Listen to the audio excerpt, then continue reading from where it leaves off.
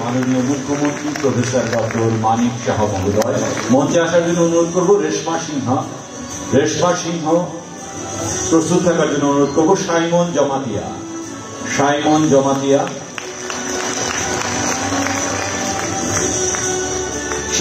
জমাতিয়া প্রস্তুত থাকার জন্য অনুরোধ করব। সায়ন দেব,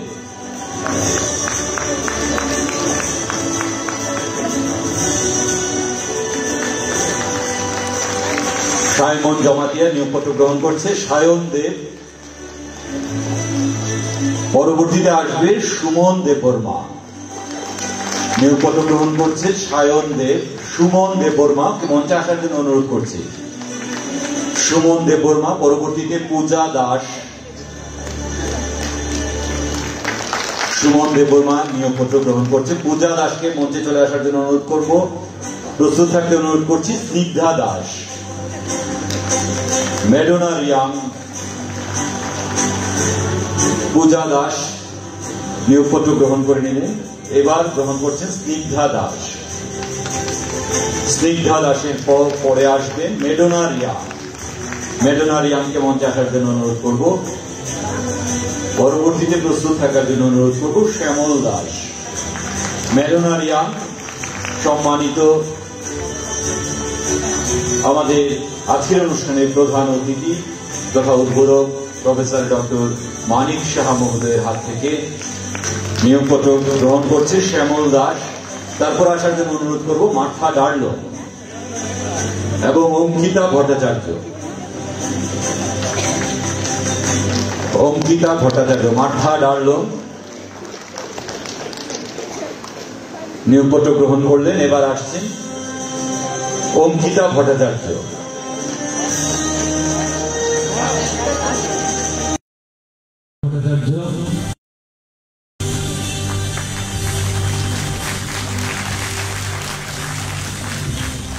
এবারে দেখে নিচ্ছি আমাদের ফিজিক্যাল এডুকেশন টিচার যারা আছে। প্রথমেই থাকছে শ্রীমতী ইন্দ্রাণী দে। তৈরি থাকার জন্য অনুরোধ রাখছি সুস্মিতা নাথ এবং দীপ্তনু দাসকে। নিয়োগপত্র তুলে দিচ্ছেন আমাদের মাননীয় মুখ্যমন্ত্রী প্রফেসর ডক্টর মানিক সাহা মহোদয়। দেখে নিচ্ছি সুস্মিতা নাথকে। তৈরি থাকতে অনুরোধ রাখছি দীপ্তনু দাস, পঙ্কজ সিং এবং দেবাশিস দে। মেলাঘর সিপাহীজলা জেলা থেকে দীপ্তনু দাস।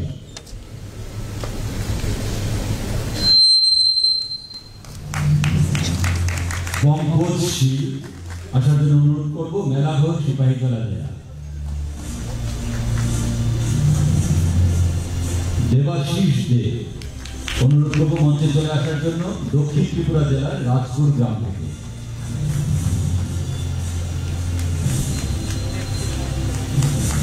প্রস্তুত থাকার জন্য অনুরোধ করব আশিস চৌধুরী,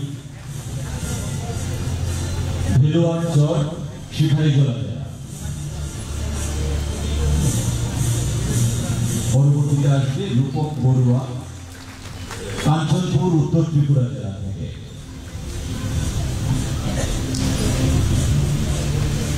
তারপরে মঞ্চে আসবে মৌসুমী দে, দক্ষিণ ত্রিপুরা জেলা বিলোনিয়া থেকে।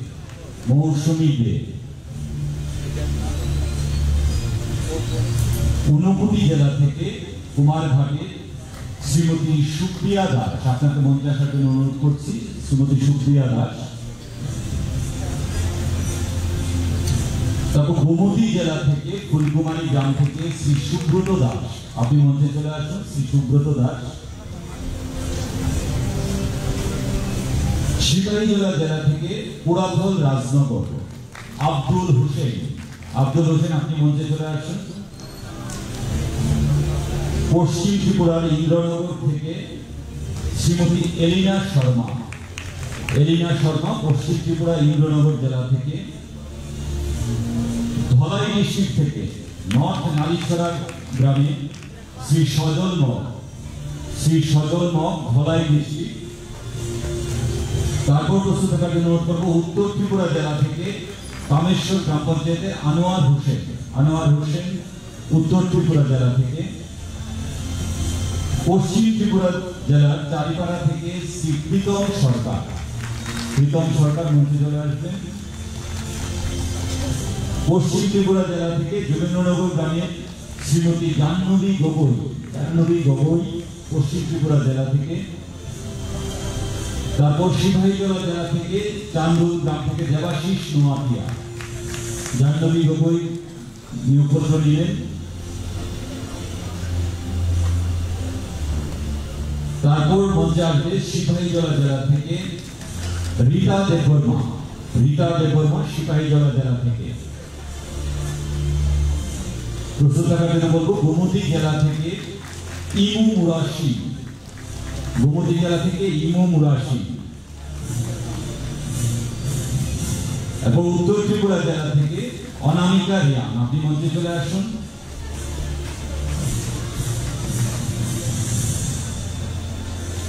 অসংখ্য ধন্যবাদ। আজকের অনুষ্ঠানের উদ্বোধক তথা প্রধান অতিথি রাজ্যের মাননীয় মুখ্যমন্ত্রী প্রফেসর ডক্টর মানিক সাহা মহোদয়।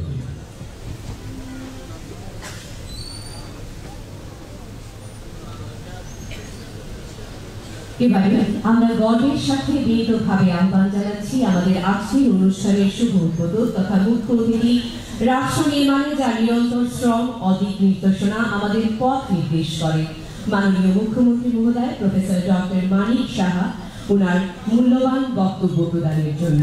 Sir please.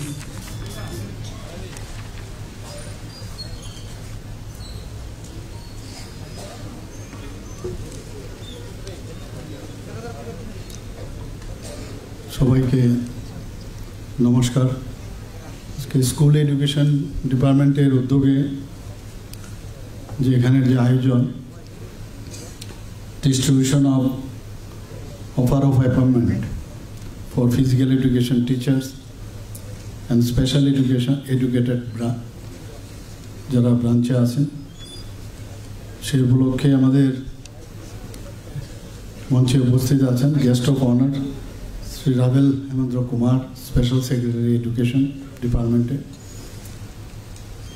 Special guest Shri Rajib Dutta, director elementary education, Shri N C Sharma, director secondary education, Shrimati L Darlong, director SCERT, এবং যাদের জন্য আজকের এই আয়োজন, যারা নিয়োগপত্র গ্রহণ করেছেন বা করবেন, এখানে প্রায় 30 জনের মতো দেওয়া হয়েছে। বাকি যারা পরবর্তী সময়ে এখানে দিয়ে দেবেন, যারা ফিজিক্যাল এডুকেশন, যারা টিচার্স, স্পেশাল এডুকেটার্স, এবং বিশেষ করে যাদের সাথে আজকে প্যারেন্টস এবং গার্জিয়ানরা এসছেন, অভিভাবকরা এসছেন, এবং এডুকেশন ডিপার্টমেন্টের সমস্ত অফিসার, কর্মচারীবৃন্দ এবং অন্যান্য দপ্তরের যারা উপস্থিত এবং মিডিয়া বন্ধুরা, সবাইকে আমি আন্তরিকভাবে অভিনন্দন জানাচ্ছি। এরকম একটা সুন্দর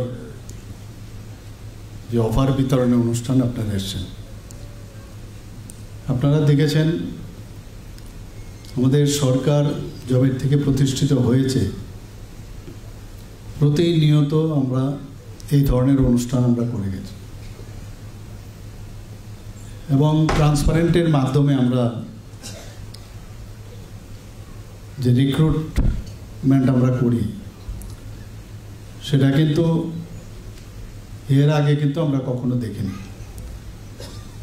এখানে একজনও হবে না যে বলতে পারবে যে কাউকে ধরে সে চাকরিটা পেয়েছে। আমি শিওর আমাদের মাননীয় প্রধানমন্ত্রী একবার এক জায়গায় বলছিলেন যে একবার सोचो जिसका कोई नहीं है, कोई लीडर नहीं है, कोई अप्रोच नहीं है, अपना घर से निकले, छोटा सा घर से निकले, किसके पास जाए,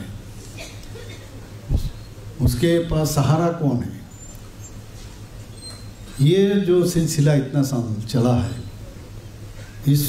इसको हम लोगों मिटाना चाहिए, और ये संभव खाली ट्रांसपारेंसी के माध्यम से। আমাদের ওনার যে মার্গদর্শন, সেই মার্গদর্শনকে আমরা সামনে রেখে আমাদের সরকার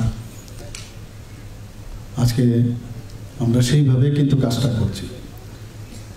এটা কিন্তু দুদিক দিয়ে সুবিধে। এটা কিন্তু সাধারণ মানুষ বা আমাদের ছেলে মেয়েদের ভবিষ্যতে তাদের সুবিধা না। ও নিজের উপর যে আত্মবিশ্বাস সেটা বাড়বে। কারণ অনেকে আছে আমি পড়াশোনা করলাম, আমি কম্পিটিশনের জন্য আমি তৈরি হলাম, কিন্তু পাবো কি না মানসিকভাবে অন্য চিন্তা করে যে না এই মুখে তো পেয়ে যাবে, কারণ আমার তো সেই সোর্সে নেই। তোমার যে সোর্স বা যারা এখানে আজকে চাকরি পেয়েছে বা আগেও পেয়েছে বা আগামী দিনেও যারা পাবে, তোমার সোর্স তুমি নিজেকে যদি তুমি সেইভাবে তৈরি করতে পারো তাহলে কেউ আটকাতে পারবে না। আমি জানি এখানে অনেকে অফার পেয়েছে, এরকম এর আগেও দিয়েছি, পরবর্তী আবার সময় আসলো যে ওরা বলছে যে তারা চাকরি ছাড়তে চাইছে, অর্থাৎ আরেকটা ভালো পজিশনে ওরা চলে গেছে। তো আমার সেখানে রেজিগনেশন অ্যাকসেপ্ট করতে হয়, বসে থাকলে হবে না, একের পর এক। এবং যারা এই ধরনের মেরিট নিয়ে, আর আমরা চাইছি যে বিশেষ করে এডুকেশন ডিপার্টমেন্টে যে ভালো টিচার যদি না আসে তাহলে কিন্তু আগামী প্রজন্মের তাদের কি শিক্ষা পাবে ওরা। এখন আমরা এই ধরনের ট্রান্সপারেন্সির মাধ্যমে আমরা চেষ্টা করছি এবং সেই আত্মবিশ্বাস কিন্তু এখন অনেকটা বেড়ে গেছে যে yes I can do it, এবং আমার মধ্যে সেই ক্ষমতা আছে। আর এখন তো এত সুবিধা হয়ে গেছে, বইয়ের বাইরেও সোশ্যাল এই যে নেটের যুগে বা অন্যান্য ইউটিউবের মাধ্যমে হোক, যে মাধ্যমে হোক, এত জানার যে সুযোগ, 3 ডাইমেনশনালে সব কিছু দেখা যায়, বোঝা যায়, যেটা এমনি ইমাজিন করে আগে আমাদের সময় পড়তে হতো, বুঝতে হতো। এখন এত সুযোগ হয়েছে যে যত বেশি পরিশ্রম করবে, এবং পরিশ্রম করতে গিয়ে যে শ্রম আগে বেশি দেওয়া হতো তার থেকে কম পরিশ্রম করে আরও বেশি মাত্রায় পরিশ্রম দিলে আরও বেশি জানা যায়। সেটা কিন্তু এখন আমাদের ত্রিপুরার ছেলে মেয়েদের, আমি যখন এখানে যারা অফার নিতে এসেছিলেন মাত্র 30 জন, বাকিরা তো নেবেন, এটা মানে বলবো যে এটা টিপস অফ দ্য আইসবার্গ। ওদের দেখলেই বোঝা যায়, ওদের বডি ল্যাঙ্গুয়েজে ইয়েস তারা যে ক্র্যাক করেছে, তাদের বডি ল্যাঙ্গুয়েজে বোঝা যায় তারা ওই যে আজকে চাকরি এখানে পেয়েছেন তারা উপযুক্ত। তো এই জিনিসটা আমাদের জন্য, কারণ আগামী দিন তো ওরাই চালাবে এই দেশকে, রাজ্যকে ওরা চালাবে। আর গার্জিয়ানদেরও কত, সবচেয়ে বেশি গার্জিয়ানদের কিন্তু সবচেয়ে খুশি নিজের ছেলের উপর, মেয়েদের উপর তার যে আত্মবিশ্বাস বেড়ে গেল। এখানে মুখ্যমন্ত্রী তো আমি তো খালি অফারটা খালি দিলাম, আর কিছু না, কিন্তু আমার ছেলে আমার মেয়ে, আমি এতদিন ধরে তাদেরকে যে পড়াশোনা করিয়েছি এবং তাদেরকে যে সুযোগ সুবিধা, অনেকে আছে তাদের অনেক কষ্টে কিন্তু অনেককে পড়ায়, সেই জায়গায় দাঁড়িয়ে একটা আশা থাকে, তারা সবচেয়ে বেশি কিন্তু আজকে ভাগ্যবান এবং খুশি। এবং আমি ভাগ্যবানও বলবো না, এখানে কোনো ভাগ্যবানের বিষয় না, এখানে আপনাদের নিজেদের যে অধিকার সেটা কিন্তু আপনারা কেড়ে নিতে পেরেছেন, এবং এর জন্য আপনাদের যারা অভিভাবকরা আছেন তাদের কিন্তু সবচেয়ে বেশি যে তাদের যে অবদান সেটা সবচেয়ে বেশি আজকে তাদের কথাই বলতে হয়। আজকে চাকরি, আমি আমার ব্যক্তিগত জীবনে বলছি, যখন আমি তো প্রথমে আমি চাকরি করবো না ঠিক করেছি, প্রায় 9 বছর থেকে 10 বছর প্রাইভেট প্র্যাকটিসে করেছি। ট্রান্সফার হলেই ওই যে আবার একই ঘটনা, ট্রান্সফার হলে ওই কাউকে ধরতে হবে,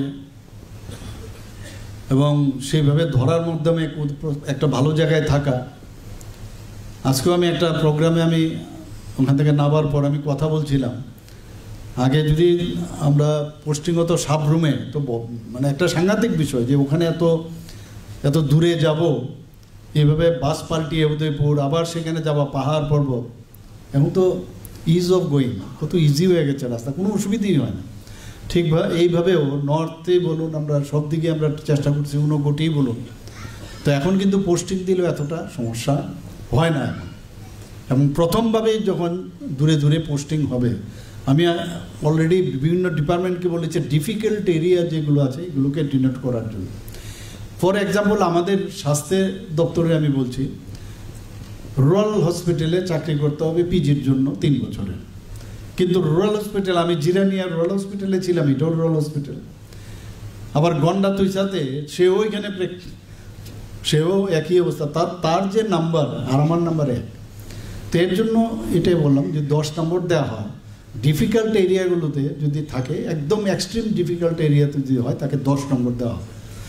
সেইভাবে আস্তে আস্তে করে 9, 8, 7, 6, 5 এরকম করে, তাহলে ও ট্রান্সফারের সময় হয়তো আমরা আগামী দিন চেষ্টা করছি একটা পলিসি যদি করা যায়, ট্রান্সফার পলিসি ভেরি ডিফিকাল্ট, এটা হারকুলিয়ান টাস্ক, কিন্তু যদি এটা করা যায় তাহলেও কারোর কিন্তু চিন্তা থাকবে না। অনেক ব্যাংকে কিন্তু এগুলো আছে, গ্রামীণ ব্যাংকে এগুলো আছে। তো আমরা চেষ্টা করছি এইভাবে যদি হয় ট্রান্সপারেন্সির মাধ্যমে, তাহলে কেউ কিন্তু, আর এক্সেপশনাল কেস থাকে অনেকের, কেউ মানে মরণ ব্যাধি যাকে বলে এরকম রোগে আক্রান্ত বা আছে অনেক সময় অনেক ঘটনা, তো সেখানে বলা যায়। কিন্তু ইন জেনারেল যদি আমরা করি সেটা, আজকে যারা এখানে আমাদের হাত ধরে যে অফার লেটারটা পেয়েছে,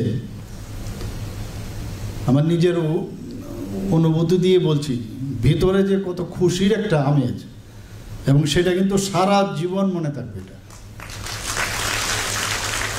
এর থেকে আনন্দের আর কিছু হতে পারে, এবং এটা একটা মাইল ফলক নিজের জীবনের জন্য। এটা হয়তো আপনি আরো বড় অফিসার হবেন, অনেক কিছু হবেন, কিন্তু আজকের দিনটা ভেরি ইম্পর্টেন্ট। এর আগেও যারা যারা অফার নিয়েছেন আমি বলবো তারাও কিন্তু সেই অনুভূতিটা আছে আমার মতো। এবং আজকে এখানে আমি মনে করি যে এটা একটা আমাদের জন্য একটা স্মরণীয় দিন, আপনাদের জন্য। আজকে আমাদের যে চাকরি আপনারা আজকে অফার দেওয়া হলো, অফার আপনারা অ্যাকসেপ্টেন্সের অফার এরপর জমা দেবেন, পোস্টিং হবে। তো আমিও ভুলে যাই এত অফার আর এত পোস্টিং দিচ্ছি, যখন ফাইল আসে আমার কাছে আমি বললাম কী হলো পোস্টিংয়ের, তখন আমাকে স্মরণ করিয়ে দেয়, আরে ওই সময় যে ওইটা করেছিলেন এখন সেটার পোস্টিং আসছে। তো এরকম না, আমাদের সরকার মানে অনেকে বলছেন এই সরকার চাকরি দেয় না, চাকরি দেয় না, আর আমরা চাকরি দিচ্ছি বলেই আজকে এই 26শে সেপ্টেম্বর পর্যন্ত ডাই ইন হার্নেস শুদ্ধ আমরা টোটাল এখন অব্দি চাকরি দিয়েছি। আজকেরটা নিয়ে যদি 157 আমরা যদি যোগ করি, আগে 20,024 জন দিয়েছি, আর আজকে 157 দিয়েছি, 20,181 জন সরকারি চাকরি আমরা দিয়েছি। আরও দেব, আরও আমরা চেষ্টা করছি যাতে যেখানে যেখানে গ্যাপ আছে সেগুলো দেখার, বিশেষ করে স্বাস্থ্য এবং এডুকেশন নিয়ে কোনো কম্প্রোমাইজ হবে না। সেখানে যত বেশি আমাদের যে হিউম্যান রিসোর্স, কারণ আমাদের ভবিষ্যতের যারা আছে, আমাদের স্বাস্থ্য যদি আমরা ঠিক না রাখতে পারি, সেখানে কোনো রকম কম্প্রোমাইজ না করাটাই উচিত। এবং এর জন্য আমরা দায়িত্ব নিয়ে বলছি, এর আমরা প্রতিশ্রুতিবদ্ধ, আমরা সেই কাজটা আমরা করব। এবং আজকে আমার মনে হয় যারা এই চাকরিটা অফার আপনারা পেয়েছেন, এটা কিন্তু একটা আপনারা গড গিফটেড, কিন্তু মানুষের সেবার জন্য একটা রাস্তা, আপনি মানুষ গড়ার কারিগর কিন্তু আপনারা হয়ে গেলেন। সবাই কিন্তু সব চাকরি অনেকের অনেক এই সুযোগটা পায় না। একটা টিচার হিসাবে আপনারা স্কুলে যাচ্ছেন, সেখানে আপনারা যখন এই সুযোগটা পাচ্ছেন, কত ছোট ছোট ছেলে মেয়েরা আসবেন, তাদেরকে পড়ানোর আর নিজেকেও আপডেট করার যে বিষয় বক্তা বলেছেন। আমি নিজেও টিচার ছিলাম, প্রথমে তো বুঝতেও পারতাম না, আমাদের কোনো ট্রেনিং সেরকম, আমাদের বিএড ট্রেনিং বা এইসব মেডিকেলে তো বিএড ট্রেনিং ইত্যাদি ছিল না, কিন্তু আমাদের পরবর্তী সময়ে ট্রেনিং নিতে বাইরে যেতে হয়েছে এমসিআই এর গাইডলাইন্স অনুসারে। তো কত কিছু জানার আছে, নিজেকে আপডেট। আর আমরা যদি মনে করি ছোট ছেলে ও কি জানবে, তাহলে সেটা ভুল হবে। তারা কিন্তু অনেক বেশি এখন জানে, এখন ছেলেমেয়েরা। কাজে নিজেকে আপডেট করা, নিজেকে সেভাবে তৈরি হয়ে ক্লাসের ভিতর ঢুকা, মানে just you have entered the মানে ওয়ান টেম্পল, সেখানে অনেক কিছু আপনার দেওয়ার আছে এবং শেখারও আছে। সেভাবে আপনারা, আমার মনে হয় যে মানব সেবার জন্য একটা মহান সুযোগ আপনারা পেয়েছেন আগামী দিনে। এবং আমরা জানি যে অনেক সময় অনেক জায়গায় ভালো রেজাল্ট হয় না, খারাপ রেজাল্ট হয়। তখন কিন্তু ধরে নিতে হবে স্টুডেন্টের দোষ না। যদি ভালো রেজাল্ট করে তাহলে ক্রেডিট গোজ টু ইউ, আর যদি খারাপ রেজাল্টও করো ডিসক্রেডিট গোজ টু ইউ। তো ওইখানে দাঁড়িয়ে আপনারা টিচারদের একটা আইডল টিচার বলতে যা বোঝায়, আমাদের দেশের যে পুরনো যে ঐতিহ্য, আজকে আমরা যদি চিন্তা করি যে ভারতবর্ষে বাইরের থেকে মানুষ এখানে পড়তে আসতো, নালন্দা বিশ্ববিদ্যালয় হোক, তক্ষশিলা বিশ্ববিদ্যালয় হোক, এরকম বিভিন্ন বিষয়ে ভারতে কিন্তু মানুষ আসতো। এখন আমাদের ছেলে মেয়েদের বিদেশে পাঠিয়ে গার্জিয়ানরা খুব মানে খুশি হন এবং অন্যকে বলেন যে আমার ছেলে তো এই মুখ জায়গায় বাইরে পড়ে। এখন আস্তে আস্তে করতে পড়ে এখন নতুনভাবে পুনর্জাগরণ কিন্তু করছে। এখন মাননীয় প্রধানমন্ত্রী যে আপনি দেখছেন যে ইউনিভার্সিটিগুলোকে আবার ডেভেলপ করছেন, নালন্দা বিশ্ববিদ্যালয় এরকম সব কটাকে। কারণ এই যে ঐতিহ্য আমাদের ন্যাশনাল এডুকেশন পলিসি, এটা কিন্তু ওই যে ভারতবর্ষের যে ইন্ডিয়ান যে শিক্ষা ব্যবস্থা সেটাকে আবার পুনর্জাগরণ করার জন্যই ন্যাশনাল এডুকেশন পলিসি করেছে। এত সুন্দর ব্যবস্থা এখানে করেছে। আজকে আমাদের 2018 সাল থেকে আমরা তো 20,181 জন আজকে নিয়ে আমরা এতদিন ধরে চাকরি দিয়েছি। 2018 সাল থেকে এই সেকেন্ডারি এডুকেশন যে ডাইরেক্টরেটের অধীনে সেখানে 1,471 জন পোস্ট গ্রাজুয়েট টিচার আমরা নিয়োগ করেছি।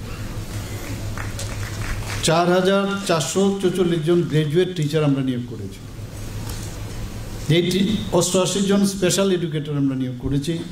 115 জন স্কুল লাইব্রেরিয়ান নিযুক্ত দিয়েছি। একইভাবে এলিমেন্টারি এডুকেশনের কথা যদি বলি, সেখানে প্রায় 3,776 জন গ্রাজুয়েট টিচার চাকরি পেয়েছে। 1,104 জন আন্ডার গ্রাজুয়েট টিচার নিয়োগপত্র দেওয়া হয়েছে, নিয়োগ করা হয়েছে। সব মিলিয়ে যেটা বলার চেষ্টা করেছেন মাননীয় সেক্রেটারি একটু আগে বলেছেন, প্রায় 7,000, অর্থাৎ সব মিলিয়ে 6,998 জন চাকরি আমরা এডুকেশন ডিপার্টমেন্টে স্কুল লেভেলে আমরা দিয়েছি। এই যে বিশাল একটা সংখ্যা, এতে করে প্রমাণ করে আমাদের সরকার এডুকেশন ডিপার্টমেন্ট এই শিক্ষাকে কতটুকু গুরুত্ব দিচ্ছে। এবং আমরা চাই যে আগামীর যে ভবিষ্যৎ প্রজন্ম তাদের মানে গুণমান সম্পন্ন যে এডুকেশন তারা যেন পায়, এবং একটা পরিবেশ আমরা তৈরি করতে চাই। যেন একজন টিচারকে দেখলে যেন আমাদের যারা আগে টিচার ছিল, আমি জানি না আমাদের সময়, এখন বলছি আপনাদেরকে দেখে আবার নেক্সট জেনারেশন বলবে আমাদের সময় এমন টিচার ছিল।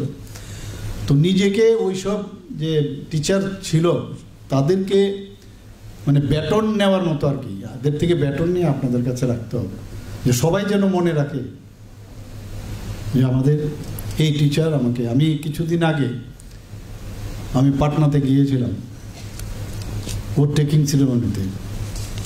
এটা ভিতর থেকে আসা দরকার, ভেতর থেকে এরকম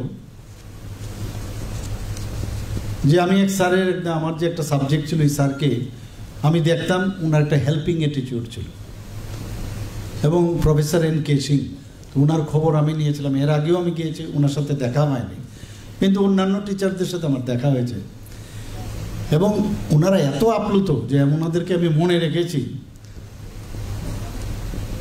তো এই যে একটা কানেকশন, একটা সাংঘাতিক কানেকশন। তো এই যে ডক্টর N.K. সিংয়ের আমি নামটা নিলাম, এইবার গিয়ে আমি ওনার ফোন নাম্বার আমি জোগাড় করলাম, যাকে আমি চিন্তা করতে নিয়ে ওনাকে আমি ফোন করলাম। He was literally crying, he was about 88 years. Just imagine, কারণ একজন মুখ্যমন্ত্রী হয়ে টিচারকে ফোন করা, উনি আসতেই পারবেন না, physically he is not up to that condition, ফোনে কথা বলেন। তো কারণ উনি এমন সব মানে আমার চোখে এখনও মনে পড়ছে ওনাকে দেখে যে সবসময় টিচার স্টুডেন্টদের জন্য উনি চিন্তা করতেন, হেল্পিং অ্যাটিটিউড ছিল এবং প্রপার উনি ওই সাবজেক্টের উপর আমাদের শিক্ষা দিয়েছেন। আমার আরেকটা ঘটনা আপনাদেরকে বলি। আমার যে যখন আমি পোস্ট গ্রাজুয়েশন করছিলাম লখনৌতে কিং জর্জ মেডিকেল কলেজে, হয়তো অনেকে জানেন ওর মধ্যে, সেখানে আমার যে সাবজেক্ট আছে সেই সাবজেক্টের যে এইচওডি ডক্টর প্রধান, আমি যখন কেজিএমসিতে যাই সেখানে আমাকে ওনারা ফেলোশিপ দিয়েছেন। তো আমি ওনার বাড়িতেও গেছি, পরবর্তী সময় উনি ফেলিসিটেশনে এসেছেন। তো হি ওয়াজ সো হ্যাপি, ওনাকে আমি প্রণাম করলাম। তারপর উনি বলছেন, কি বলছেন, যে मानिक ये मोदी जी जो है ना इतना अच्छा काम कर रहे हैं, हमको तो इनसे मिलने का कोई उम्मीद नहीं है, लेकिन कभी मिलोगे तो बोलना हम लोग सब खुश हैं। खाली এতটুকু বলেছে। আমি বললাম স্যার ঠিক আছে, আমি দেখতাম। তো পরবর্তী সময়ে আমি যখন মাননীয় প্রধানমন্ত্রীর সাথে দেখা করতে গেলাম, তো কথায় কথায় হচ্ছিল যে কীরকম মানুষের এখন কীরকম মানে পালস। তো পালসের কথা বলতে গিয়ে আমি বললাম যে স্যার এইরকম একজন আমার এখন তো রিটায়ার্ড হয়ে গেছে, ওনারও বয়স প্রায় 82-83, ওনার বাড়িতে আমি গিয়েছিলাম। তো উনি এই কথাটা বলেছেন আপনাকে, এই কথাটা জানানোর জন্য যে উই আর অল হ্যাপি। तो बोला अरे क्या नाम है, जब मैं आशीलम जो उनका पूरा जो बायोडाटा है और उनका एड्रेस मोबाइल नंबर दे देना। तो परवर्ती समय যখন আমি বেরিয়ে এলাম, আমি ওনার যে অফিসে আমি সেটা বললে একজন ব্যক্তির নাম বললেন, ওকে দিয়ে দেন, দিয়ে দিয়েছি। আমি এখন ওনার যে ওনার যে পুরো ডিটেলস আমি কোথা থেকে পাবো, ওনাকে আমি ফোন করলাম। আমি বললাম আপনার একটু পুরোটা আপনার सीवीটা पाठान। बोला अरे यार कहाँ मिलेगा, मेरे बेटे अभी बाहर में है, उसको बोलता हूँ। मतलब आप भेजिए तो पहले। तो उन्हें যাই হোক উনি ওনার सीवीটা আমাকে পাঠিয়েছেন, আমি পাঠিয়েছি।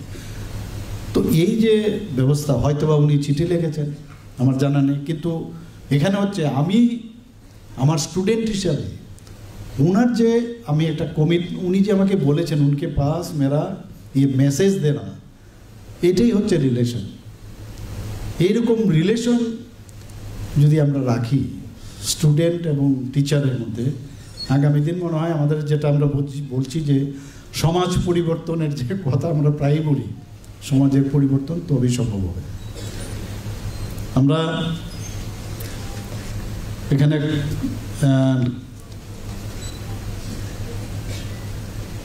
কম্পোজিশনের গ্রাউন্ডে আমরা প্রায় 58 জন এলডিসিকে আমরা এবং 58 জন এলডিসি এবং 58 জন গ্রুপ ডি পদে আমরা নিয়োগ করেছি 58 জনকে।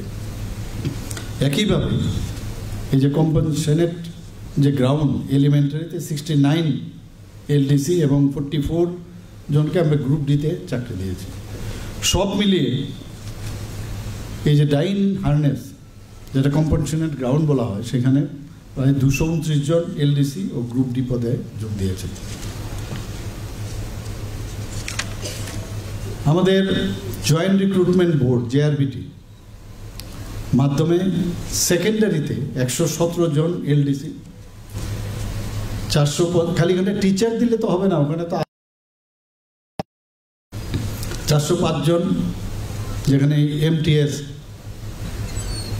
সেখানে গ্রুপ ডি পদে চাকরি পেয়েছে। জেআরবিটি মাধ্যমে এলিমেন্টারিতে 47 জন এবং 122 জন এমটিএস পদে চাকরি পেয়েছেন। অর্থাৎ জয়েন্ট রিক্রুটমেন্ট বোর্ড ত্রিপুরার মাধ্যমে এখন পর্যন্ত যা চাকরি দিয়েছেন প্রায় 736 জন চাকরি ওনারা পেয়েছেন। আজকে খেলাধুলা, স্বাস্থ্য, বিশেষ যে চাহিদা সম্পন্ন শিক্ষার্থীদের সঠিক সহায়তা, এসব ক্ষেত্রে আমাদের স্কুলগুলোতে যাতে আরও শক্তিশালী করা যায়, সব কিছু দেখে আমরা কিন্তু সেই রিক্রুটমেন্টগুলো আমরা করছি না। আমরা চাই যে যোগ্য শিক্ষক যে তারা যাতে আরও বেশি করে আসে। টিআরবিটিকে এর মধ্যে আরও রিকুইজিশন দেওয়া হয়েছে 915 জন পোস্ট গ্রাজুয়েট টিচার। আমি একটু আগে বলেছি আমরা আরও দেওয়ার চেষ্টা করছি। 700 জন গ্রাজুয়েট টিচার। এখানে আমার সাংবাদিক বন্ধুরা আছেন, প্রায়শই জিজ্ঞেস করেন যে আরও কতজন চাকরি দেবেন, তো সেটাই বললাম 915 জন পোস্ট গ্রাজুয়েট টিচার, 700 জন গ্রাজুয়েট টিচার, 118 জন post graduate teacher computer science, অর্থাৎ মোট 1733 জনের যে শূন্য পদ, সেটার জন্য আমরা অলরেডি সুপারিশ করেছি, সেই প্রক্রিয়াও চলছে। এবং এই যে আমাদের এটা কিন্তু একটা ভিত, আমার মনে হয় একটা ফাউন্ডেশন আমাদের মানে স্কুলগুলোর জন্য, এবং বিভিন্ন আরও যেসব পদ আছে সেগুলো আমরা নিশ্চয়ই আমরা করব। শুধু তাই নয়, আমরা তো সরকারি চাকরি দিচ্ছি, কিন্তু যারা চাকরি পেয়েছে তাদেরকেও সাহায্যের জন্য আমরা কিছু কন্ট্রাকচুয়াল এবং আউটসোর্সিংও প্রায় 5000-এর উপরে আমরা আরও তাদেরকেও আমরা কিন্তু নিয়োগ করেছি। এখানে আমরা টিপিএসসির মাধ্যমে, টেটের মাধ্যমে, সব জায়গায় কিন্তু ট্রান্সপারেন্সির মাধ্যমে কিন্তু আমরা চাকরিগুলো দিচ্ছি। এবং আমি আশা করি যে যারা আজকে চাকরি এখানে অফার পেয়েছেন তারা নিষ্ঠার সাথে কাজ করবেন এবং প্রতিশ্রুতি নিয়ে কাজ করা উচিত। ত্রিপুরাতে আগে কি অবস্থা ছিল আমি জানি না, আপনারা আমার থেকে বেশি আরও জানবেন। এখানে যে ন্যাশনাল এডুকেশন পলিসি যে মূল যে লক্ষ্য সেটা হচ্ছে ইকুইটি উইথ এক্সেলেন্স, মেধাবীদের তুলে ধরা, সামাজিক বা আর্থিক যাতে সীমাবদ্ধতার জন্য কেউ না পিছিয়ে পড়ে তার সুনিশ্চিত করা। এর জন্য আমরা একটা প্রোগ্রাম কিছুদিন আগে করেছিলাম, তাদেরকে আর্থিকভাবে আমরা সাহায্য করেছি একটা প্রোগ্রামে। এবং CM7 আমাদের যে এবার বাজেটে, গত বাজেটে আমরা কিন্তু CM7 23 সেপ্টেম্বর 2024 আমরা এই যে স্কিমটা আমরা শুরু করেছিলাম, এবং এই স্কিমে আমরা এককালীন 60,000 টাকা করে আমরা দিয়েছি মোট 200 জনকে। এবং এই প্রকল্পটি একটা প্রত্যয় হিসাবে এবং বিশ্বাস এবং দিশা যাতে প্রতিষ্ঠিত হয় সেই চিন্তাধারায় আমরা কিন্তু এই কাজটা আমরা করেছি। আমরা নিপুণ ত্রিপুরা, এগুলো আপনারা আস্তে আস্তে করে হয়তো আপনাদের ট্রেনিংও দেওয়া হবে, সেগুলো তো আপনারা নিশ্চয়ই জানবেন। নিপুণ ত্রিপুরা প্রকল্প আমরা শুরু করেছি। যারা প্রথম শ্রেণীতে ভর্তি হয় তারা কিন্তু স্কুলের মধ্যে, আপনাদের নিজেদেরও যদি চিন্তা করেন, ফার্স্ট আমরা যখন স্কুলে প্রাইমারি সেকশনে গিয়েছি সেখানে কিন্তু প্রথমে কোথায় এলাম, তো সেখানে গিয়ে তাদের খাপ খাওয়া অর্থাৎ অ্যাক্লামেটাইজেশন করার জন্য 9 উইক্সের বিদ্যা সেতু মডিউল আমরা তৈরি করেছি। এবং এতে করে দেখা গেছে যে কেন্দ্রীয় শিক্ষা মন্ত্রকের যারা অফিসাররা এখানে এসেছিলেন তারা উচ্চ প্রশংসা করেছেন আমাদের এই মডিউল দেখে। মিশন মুকুল আমরা শুরু করেছি, যেটা অঙ্গনওয়াড়ি সেন্টারে যারা শিশুরা আছেন যাতে তারা বিদ্যালয়ের পরিবেশ পেতে পারে। ক্লাস 1 থেকে 8 যারা ছাত্রছাত্রীরা আসছে, সহজ একটা আমরা কার্যক্রম, আনন্দদায়ক, যেটাকে বলে আনন্দদায়ক কার্যক্রম আমরা শুরু করেছি। অর্থাৎ বাচ্চাদের কিন্তু চাপিয়ে দিলে সমস্যা। আপনারা জানেন যে এখন অনেক বাচ্চাদের মধ্যে এই পড়ার চাপে, ব্যাগের চাপে তারা কিন্তু মানে মানসিকভাবে কিন্তু ওদের সমস্যা হচ্ছে। তো এখানে তাদের মধ্যে এক একটা বাচ্চার মধ্যে কিন্তু এক এক মানে কোয়ালিটি নিয়ে জন্মগ্রহণ করেছে, তাকে বোঝা সে কোন দিক চাইছে। এই যে একটা আমরা আনন্দের যে একটা পরিবেশ সেটাকে সামনে রেখে আমরা সহজ একটা আনন্দদায়ক কার্যক্রম আমরা চালু করেছি। CBSEর আন্ডারে আমরা বিদ্যাজ্যোতি স্কুল, আমরা যে নর্মাল স্কুল ছিল সেটা 125, আমরা 125টা বিদ্যাজ্যোতি স্কুল আমরা করেছি। প্রথম খুব হইচই করেছে, বিরোধীরাও বলছে যে কি রেজাল্ট হয়েছে, কেন বানিয়েছে, কিন্তু গতবারের যে রেজাল্ট দেখলাম যে অনেক বেটার রেজাল্ট এখানে, এভারেজ 86%-এর মতো রেজাল্ট সেখানে হয়েছে। Chief minister annual state award for academic excellence, সেখানে 700-এর উপরে যারা মেধাবী ছাত্রীরা আছেন তাদেরকে আইপ্যাড, আমরা ট্যাব আমরা দিয়েছি ওনাদেরকে এখন পর্যন্ত। আমরা পিএমসি স্কুল প্রায় 84টি বিদ্যালয়কে আমরা রূপান্তর করেছি। তাছাড়া যারা সায়েন্স নিয়ে চিন্তা ভাবনা করতে চায় তাদেরকে উৎসাহ প্রদানের জন্য নবম শ্রেণীর যারা ছাত্রছাত্রী তাদেরকে ত্রিপুরা সায়েন্স ট্যালেন্ট যে সার্চ এক্সামিনেশন এবং ম্যাথ সার্চ এক্সামিনেশন সেটা আমরা চালু করেছি। আমরা ট্রেসপের মাধ্যমে Tripura rural economic growth and service delivery project, সেটা ওয়ার্ল্ড ব্যাংক থেকে আমরা প্রায় 1400 কোটি টাকা আমরা লোন নিয়েছিলাম। সেটা অন্যান্য যেসব ডেভেলপমেন্ট আছে জনজাতি অধ্যুষিত এলাকায়, পাশাপাশি স্কুলের মধ্যেও আমরা প্রায় এটাও এই প্রজেক্টের মধ্যে আছে প্রায় 7,800-এর উপরে শিক্ষক শিক্ষিকায় বিভিন্ন সাবজেক্টের উপরকে তাদেরকে প্রশিক্ষণ দেওয়া হয়েছে। এবং শুধু তাই না, কক, বরক, চাকমা এবং মিজো ভাষায় তাদের এই ট্রেনিংয়ের পরে বা বইও আমরা সেখানে প্রকাশ করেছি। ত্রিপুরা আজ দেশের 3য় পূর্ণ স্বাক্ষর রাজ্য। আপনারা সবাই জানেন যে এটার জন্য আমাদের গর্ববোধ করা উচিত। কিছুদিন আগে 23শে জুন 2025-এ সেটা ঘোষণা হয়েছে। 95.6% আমাদের ত্রিপুরা, মিজোরাম এবং গোয়ার পরে কিন্তু আমরা 3rd পজিশন। এবং এখানে 95.6% মানে 100%। ইউনেস্কোর যে ক্রাইটেরিয়া আছে সেই ক্রাইটেরিয়া অনুসারে 95%-এর উপরে যদি থাকে তাহলে এটা 100% ধরা হবে। কারণ অনেকে আছে যারা এই আওতায় আসে না, কারণ ব্যাড রিডেন থাকে, অনেকে এখানে থাকে না, এর জন্য ধরে নেয় 95% হলো এখানে 100%। তো সেই দিক দিয়ে আমাদের জন্য অত্যন্ত গর্বের বিষয় যে আজকে 3rd পজিশনে আমরা দেশের 3য় পূর্ণ স্বাক্ষর রাজ্য। এবং শুধু আগে যে খালি সিগনেচার করলেই পূর্ণ স্বাক্ষর হয় না, অনেকগুলো ক্রাইটেরিয়া আছে, সেই ক্রাইটেরিয়া ফুলফিল করলে তবেই সেই স্বীকৃতি পাওয়া যায়। শুধু তাই না, আমাদের যে ত্রিপুরা কিন্তু বাকি যে 2টো প্রদেশ আছে লোক সংখ্যার দিক দিয়ে আমরা কিন্তু অনেক বেশি, সেই জায়গায় আমরা এই পার্সেন্টেজ আমরা পেয়েছি। মুখ্যমন্ত্রী কন্যা আত্মনির্ভর যোজনায় আপনারা জানেন যারা 12th ক্লাস পাস করেছে তাদেরকে আমরা সিবিএসসি এবং টিবিএসসি যারা 140 যারা মেধাবী ছাত্রীরা আছেন তাদেরকে বিনামূল্যে আমরা স্কুটি প্রদান করেছি। আমরা চিফ মিনিস্টার স্পেশাল স্কলারশিপ যারা দিব্যাঙ্গ দৃষ্টিহীন সেখানেও তাদেরকে আমরা আর্থিকভাবে সাহায্য করেছি। আগে কথায় কথায় আজকে আমরা বাইরে যেতে হতো, আমাদের সময় তো ত্রিপুরাতে কোনো বোর্ডই ছিল না। West Bengal board of secondary education আমরা পড়াশোনা করেছি, ক্যালকাটা ইউনিভার্সিটির আন্ডারে পড়াশোনা করতাম। আজকে ত্রিপুরার কি অবস্থা, আজকে আমাদের এখানে IIIT আছে। আমরা শুধু তাই নয়, লক্ষ্য যে একটা প্রকল্প, যারা ইউপিএসসিতে পরীক্ষা দেবে, যারা IAS IPS হবে তাদেরকেও উৎসাহিত করার জন্য এখন পর্যন্ত 10 জনকে আমরা আর্থিকভাবে আমরা সাহায্য করেছি।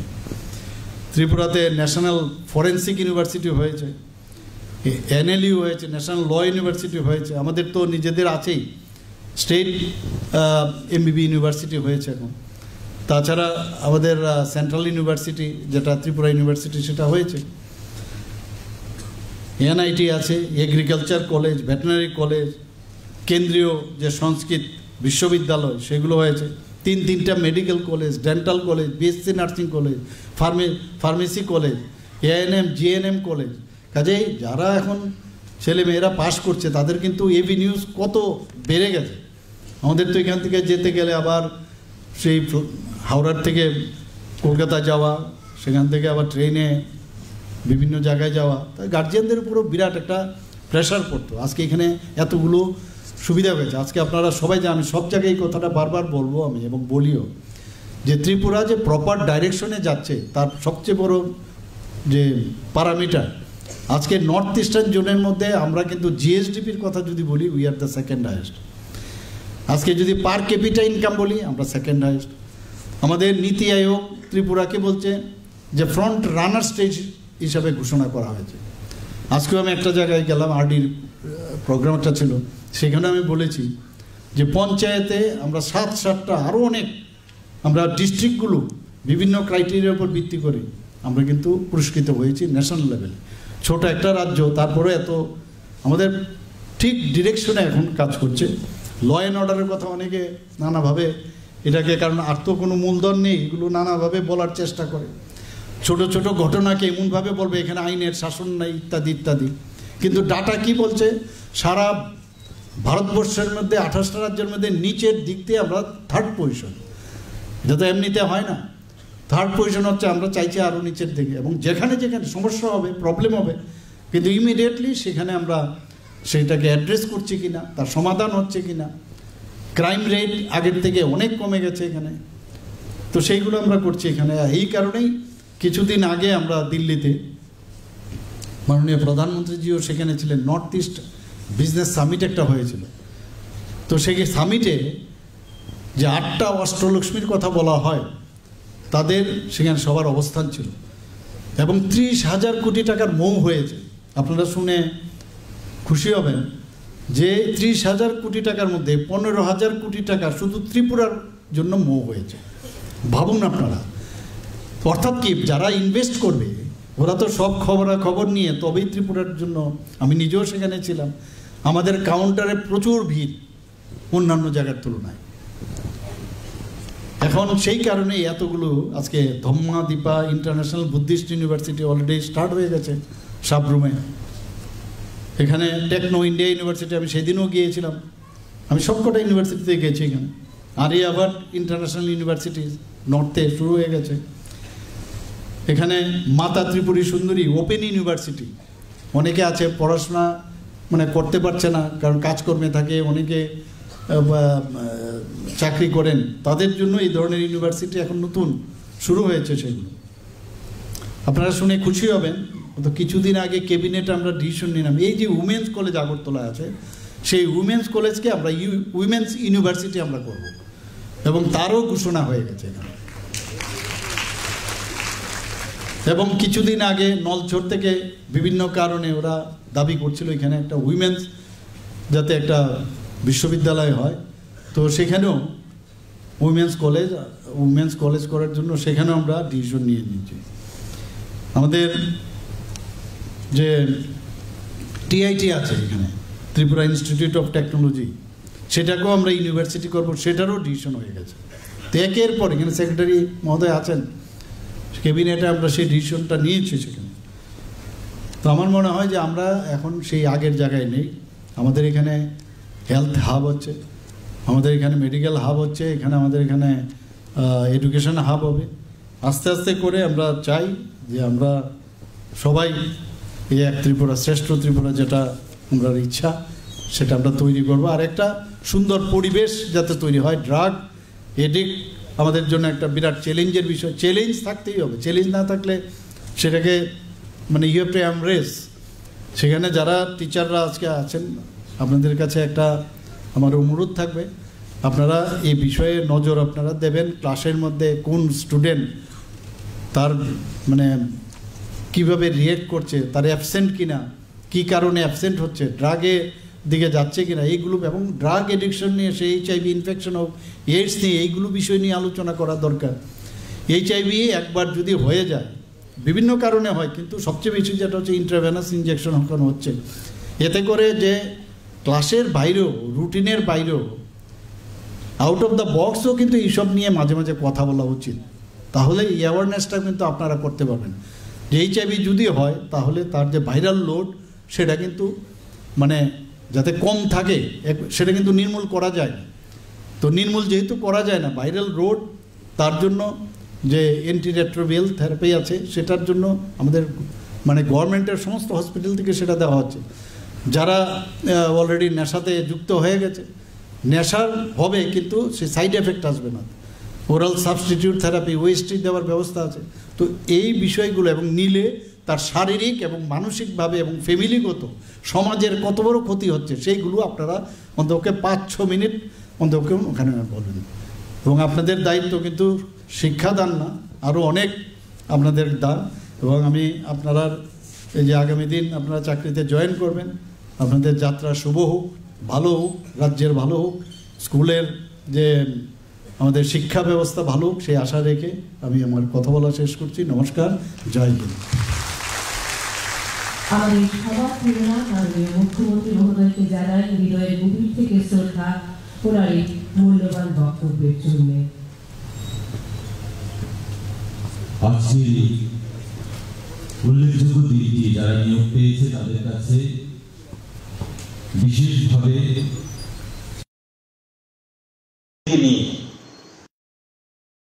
অতিথিরা থাকবেন।